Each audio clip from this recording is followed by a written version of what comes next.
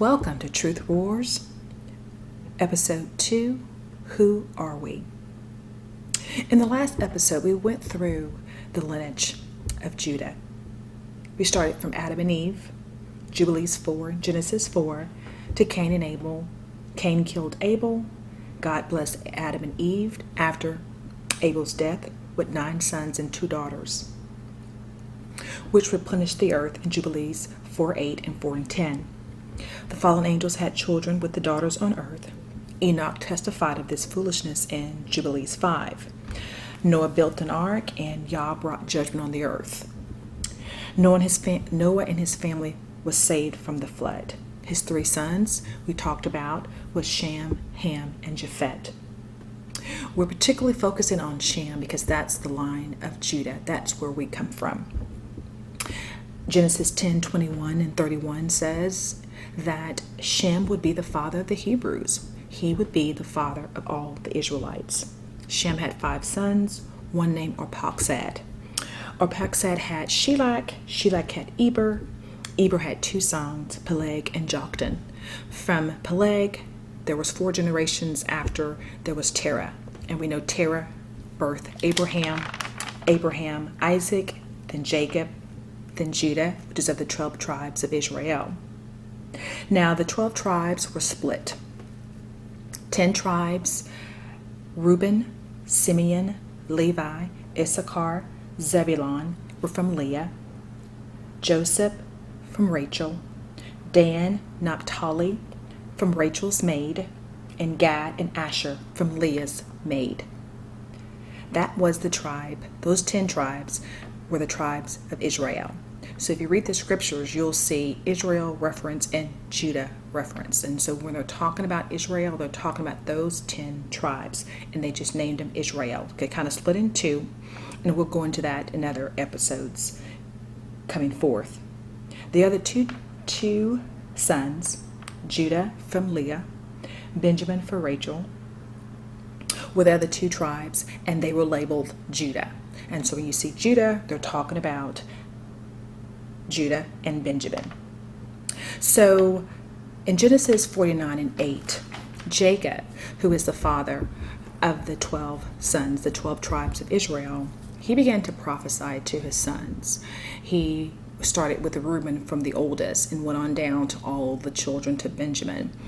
But we want to focus on, okay, what did Jacob, of course his name was changed to Israel, what did he say about us? What did he say about Judah?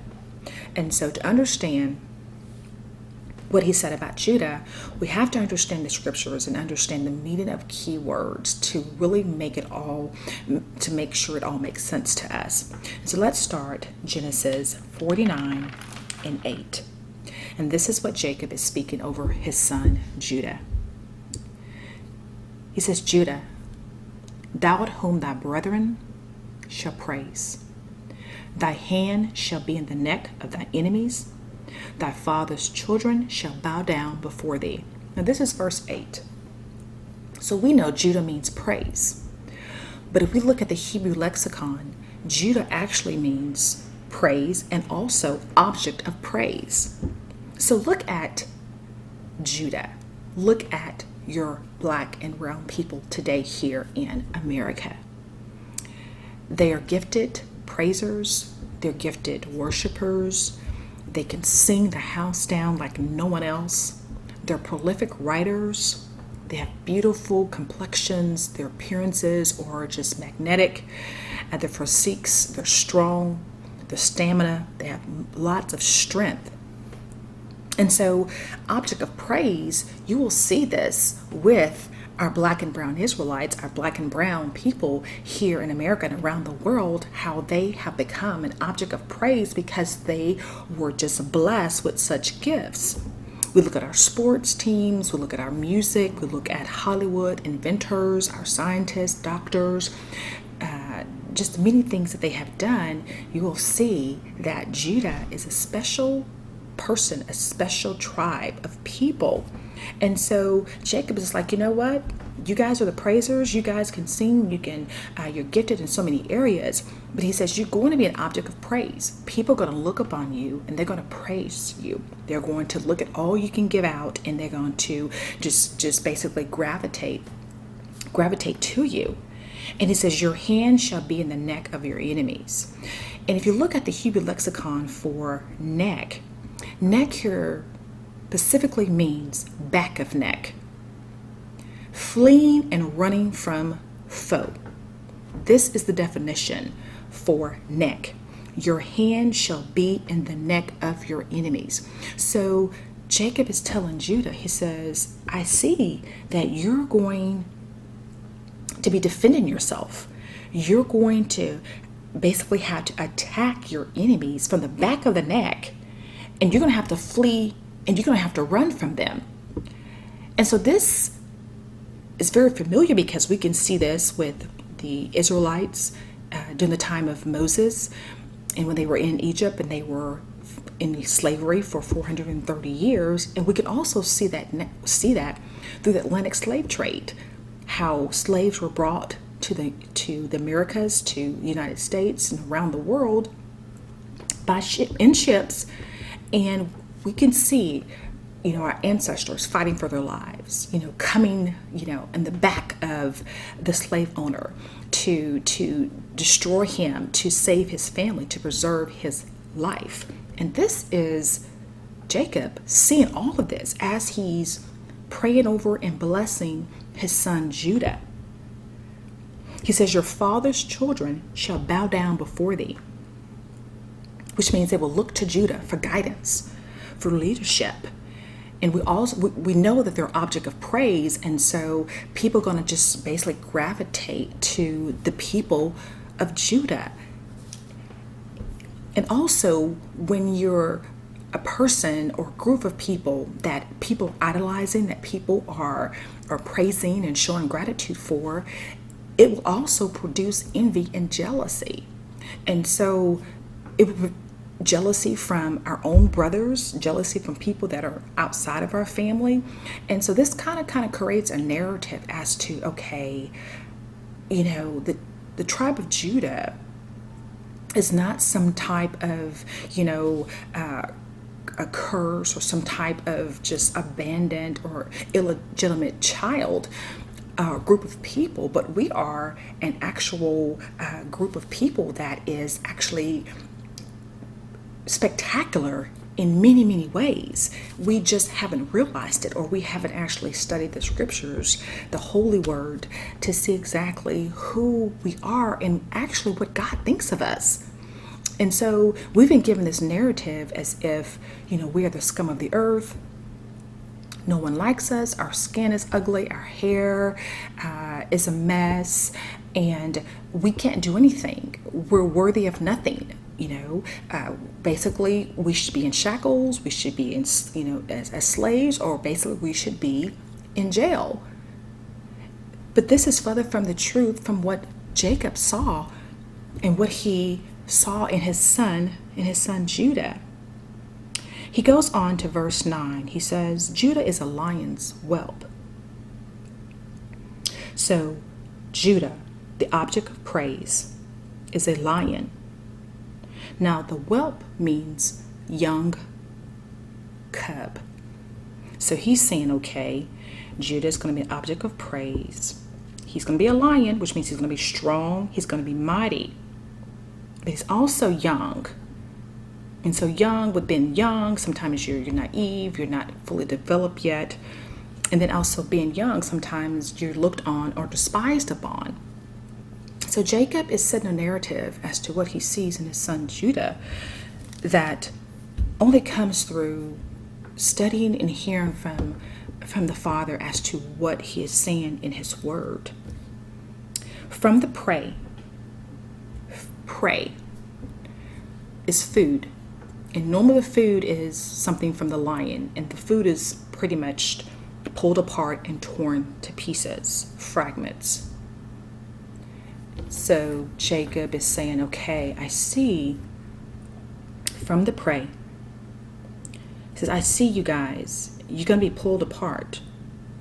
You're going to be fragmented. You're going to be torn to pieces. So he says, from the prey, thou art gone up.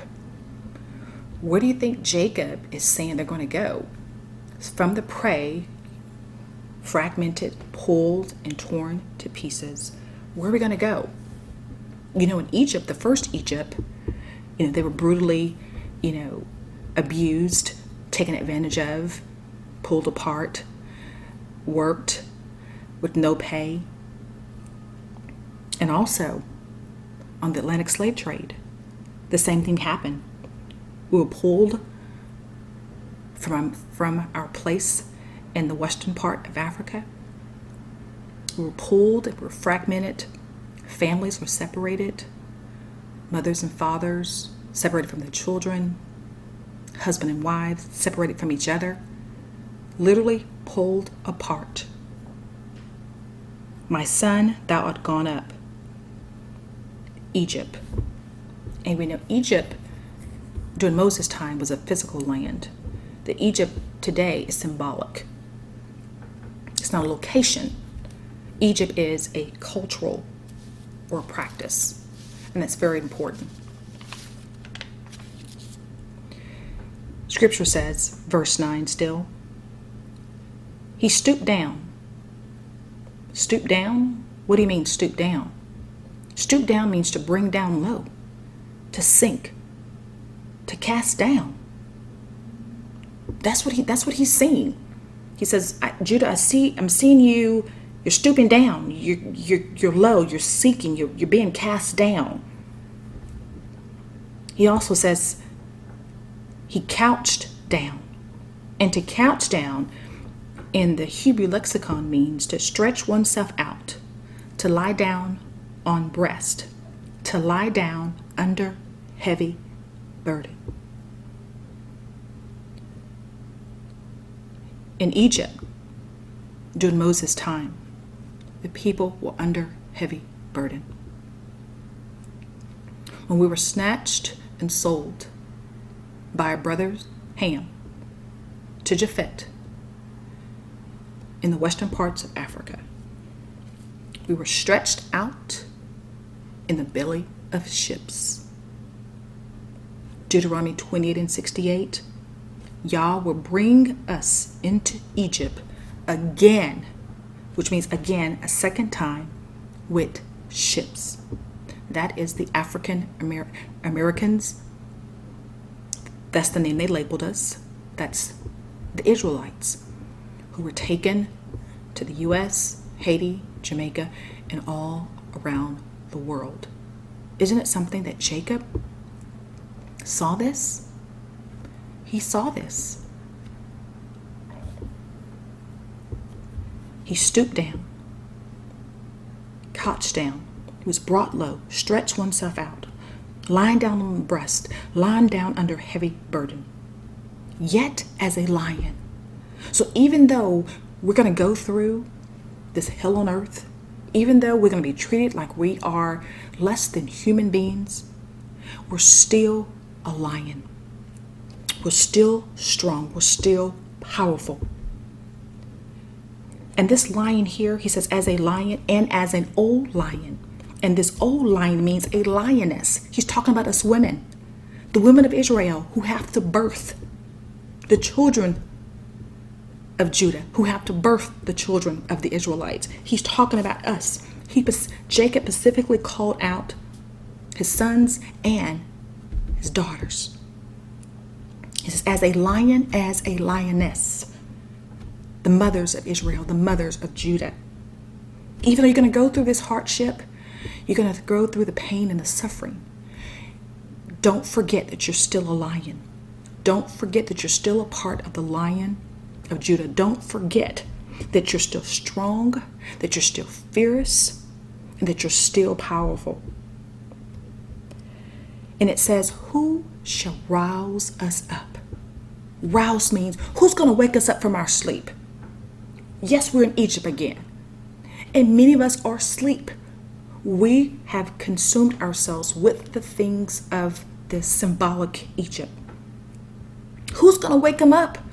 Who's going to wake us up? Jacob is saying, who's going to wake y'all up from this slumber?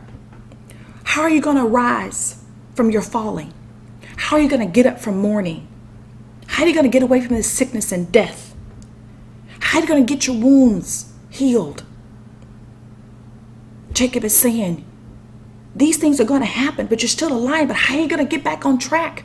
How are you going to come back to your promise, to the place that you've been called to? Genesis 49:10. The scepter shall not depart from Judah, nor a lawgiver from between his feet, until Shiloh comes, and unto him shall be the gathering of the people. The scepter. The scepter is the tribe of Judah, the 12 tribes of Israel. He says, will not depart from Judah. He's making a proclamation. He says, you're going to go through the worst times of your life. This is just as Jacob talking to his son. He says, your people are going to go through the worst times of their lives. They're going to be treated in the worst kinds of ways. But don't forget that you're still a lion and you're still lioness. But the scepter, the tribe, what I've labeled you to be, who you are, who I've defined you to be, shall not depart from Judah. That means what I've called you to, no matter what happens, that calling, that promise, that covenant will always be there. We just have to come back to it. We have to make our minds up that we don't want to be a part of this Egypt anymore. We want to follow God, the Most High. The scepter shall not depart. Isaiah 49:15-16 says, God says he will not forget us. Even though we may feel forgotten, he said he will not forget us. The scepter shall not depart from Judah, nor a lawgiver from between his feet. And this basically says that the laws he gave to Moses, the laws, the scriptures, the commandments that he's given to us, he says will not depart from your journey. It would not depart from where you go. You may leave the land of Israel. You may settle in the western parts of Africa. You may be taken all over the world in these slave ships. But the lawgiver shall not depart from your feet. The law shall not depart from your journey. And we need to think about that. Jacob is saying the law, the commandments, the requirements that the Most High has placed on our lives will follow us everywhere we go. Exodus 20, the 10 Commandments. Number 1, have no other God but the God of Abraham, Isaac, and Jacob. 2, no idols, no graven images. 3, do not say God's name in vain. 4, remember the Sabbath and keep it holy. 5, honor your father and your mother. 6, do not kill. 7, do not commit adultery. 8, do not steal. 9, do not lie. 10, do not covet your neighbor's stuff. These are the 10 commandments that Jacob says, no matter what you go through, you'll still be who I called you to be, tribe of Judah. You'll still be who I've called you to be. And the laws that I have placed for you to follow will still be a part of your journey. But how many of us even know the 10 Commandments? How many of us even follow them? How many of us have even taught our children the 10 Commandments? Not kill. Our black on black crime is insane. We're killing each other. not just physically, but we're killing each other with our words. We're stealing. Husbands not faithful to their wives. Wives not faithful to their husbands. We're not telling the truth. We have leaders that actually lie for a living. We see our neighbor with things and we want what that neighbor has, but we have no clue what that neighbor did to get that crap that he has that we want or we think that we want. He says, the lawgiver should not depart between our feet, should not leave our journey. The book of law should not depart out of our mouths. Meditate on it day and night, that we may observe to do all that is written. Joshua 1:8. From us doing all that is written, then he will make our way prosperous and we will have good success. But it doesn't work with us living our lives any kind of way because we are marked. He says that no matter what happens, no matter where we go, the scepter should not depart from Judah, that the tribes will always be the tribes. No matter what they do to us, no matter what they say about us, that the tribes are still the tribes designated by the creator of heaven and earth. Thou shalt love God and keep his charge, keep his statutes, keep his judgments and his commandments always. Deuteronomy 11:1. Till heaven and earth pass away, not one jot or tittle, it means smallest letter, shall in no wise pass from the law, till all be fulfilled. Matthew 5:18. It's easier for heaven and earth to pass away than from one dot of the law to fail and to become void. Luke 6:17. That's the law. Who we are to follow. Jesus says, while I was with you, that all things be fulfilled, which were written in the law of Moses, in the prophets, and in the Psalms. Luke 24:44. The law. We've been told that we don't have to follow the law, but that's the furthest from the truth. That's why we're in this mess we're in now, because we have to follow the law. This was given directly to Judah. This is Jacob blessing his son, prophesying to his son Judah.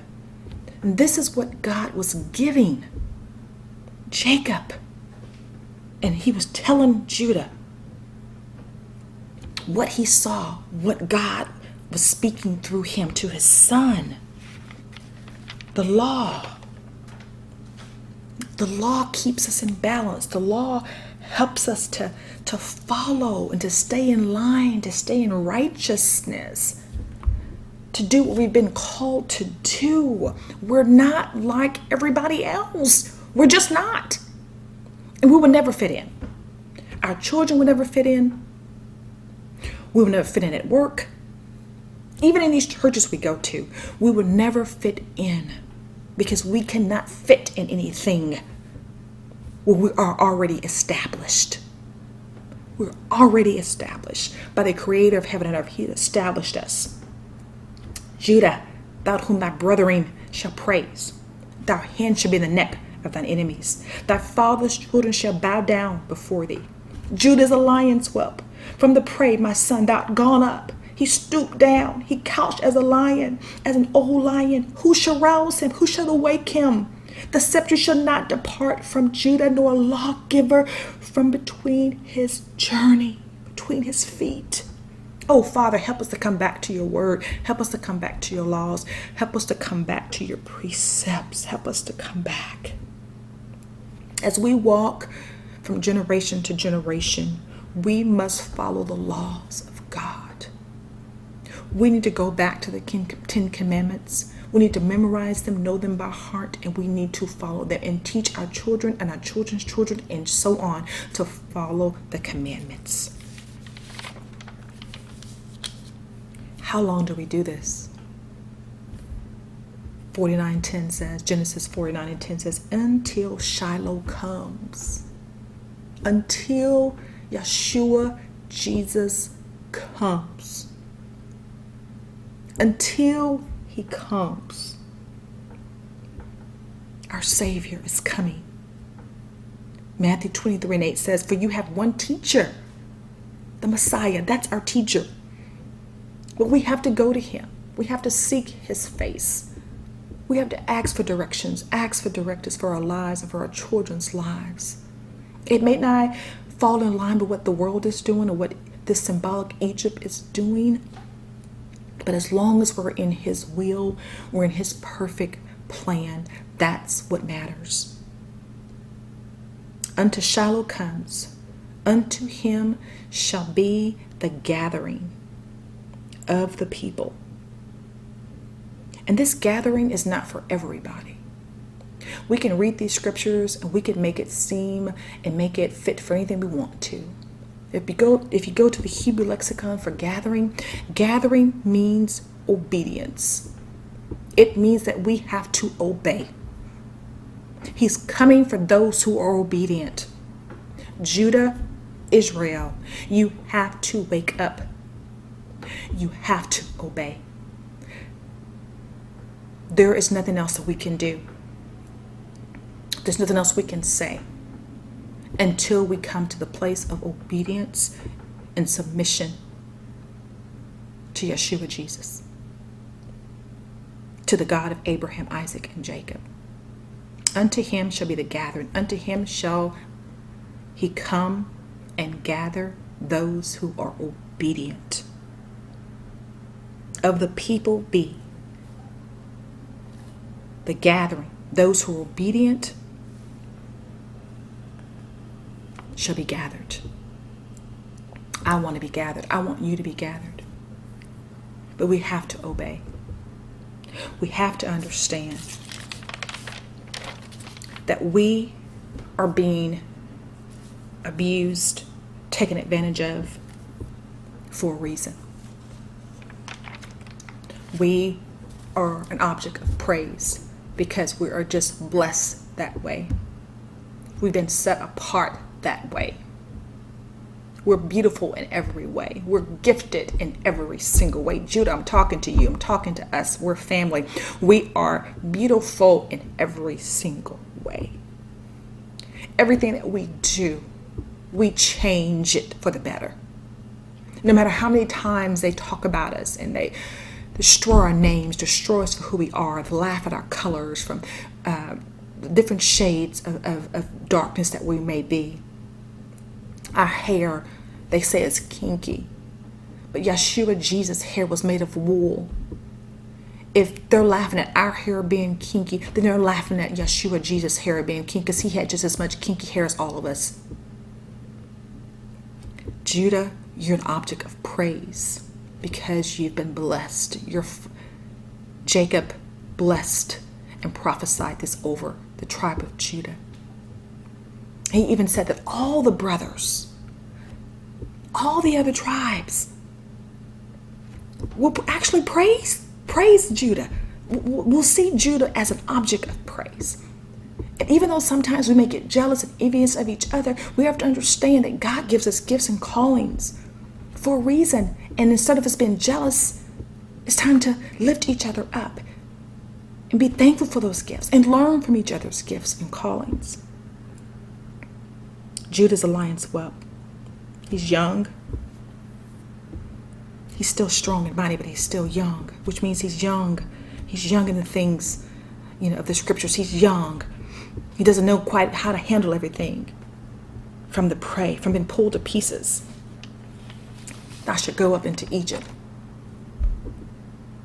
brought down low, stretched out in the belly of ships. But you're still a lion, man. You're still a lioness, woman. When will you wake up? When will you wake up? The scepter should not depart from us. We will always be the tribe of Judah. We'll always be the 12 tribes of Israel. We will always be. No one can stop it. No matter how they try to kill us, how they try to destroy us, they can put us in jail, put us in the grave. No matter what they do to us, we will never ever stop. Being the tribe of Judah, the 12 tribes of Israel, we will never ever stop. And the laws that he's given us to follow will always be a part of our feet, which means everywhere we go, when we walk, the laws follow us, or they should follow us. When we walk, people should know, oh yes, she's a follower of the law. You can tell the way she walks, she's a follower. He is a follower of the law. From generation to generation, we have to teach our children to obey. Shiloh, Yeshua, Jesus is coming. He is our master teacher, and he will gather those who are obedient. Y'all, it's time to get in line. It's time to be obedient. Kinfolk, it's time to come back to the God of Abraham, Isaac, and Jacob. As we seek truth, please seek truth with us. If you have questions or comments, email us at info@truthwars.com. We don't claim to know everything, but we seek the God who knows everything. Let truth roar. Let truth reign. Let truth speak. And let truth set you free.